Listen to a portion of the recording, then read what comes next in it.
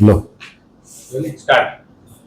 મિત્રો, છેલ્લા 2-3 મહિનાથી અને એમાં ખાસ કરીને માર્ચ મહિનામાં ગુજરાતના અમારા 150 જેટલા નેતાઓ પર ગૃહમંત્રી હર્ષ સંઘવીના ઈશારા પર સેમ પેટર્નની એફઆઈઆરો થાય છે. અમને પકડી જવામાં આવે છે, એમને હેરાન પરેશાન કરવામાં આવે છે, એમના મોબાઈલ લેપટોપ જપ્ત કરવામાં આવે છે અને એમને આમ આદમી પાર્ટીમાં ચૂંટણી નહીં લડવાની, કામગીરી નહીં કરવાની અને એવું કંઈ કરશો તો તમારા પર ખોટા રેપ સહિતના ગુનાઓ સહિત કલમો લગાડવાની ધમકીઓ ત્યાંના પોલીસ સ્ટેશનના પીઆઈ, ડીવાયએસપી અને એસપી દ્વારા આપવામાં આવે છે. તમે જોયું હશે કે ગઈકાલે સાંજે 5 વાગે ખંભાળિયા ખાતેથી અમારા આમ આદમી પાર્ટીના કાર્યકરોને આ જ પ્રકારે પૂછપરછ કરવા માટે પોલીસ સ્ટેશને લઈ જવામાં આવ્યા. એમના મોબાઈલ, એમનું બધી સામગ્રી જપ્ત કરવામાં આવી.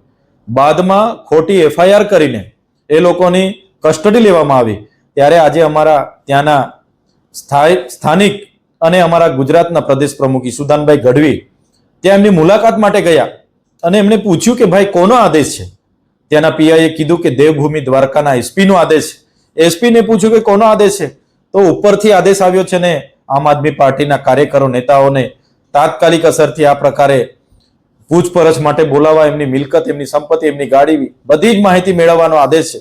અને એ જ પ્રકારે ઈસુદાનભાઈ ગઢવીએ કીધું કે આ લોકશાહી છે. ત્યારે ઈસુદાનભાઈ ગઢવી પર જ ખોટી એફઆઈઆર કરીને એમને પણ એરેસ્ટ કરવામાં આવ્યા છે, જેની અમે સખત શબ્દોમાં નિંદા કરીએ છીએ અને ગુજરાતના ખેડૂતો, તમામ વર્ગના લોકોને કહેવા માંગીએ છીએ કે આ ગુજરાતની અસ્મિતાનો સવાલ છે.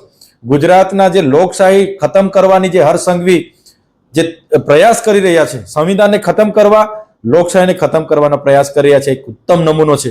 ત્યારે આપણે સૌ સાથે રહીને આ તાનાશાહી સરકાર સામે, એમણે જે ઘોષિત કરેલી ઇમરજન્સી સામે કઈ રીતના આવનારા દિવસોમાં લડી શકાય એ માટે બધાએ તૈયાર રહેવું પડશે.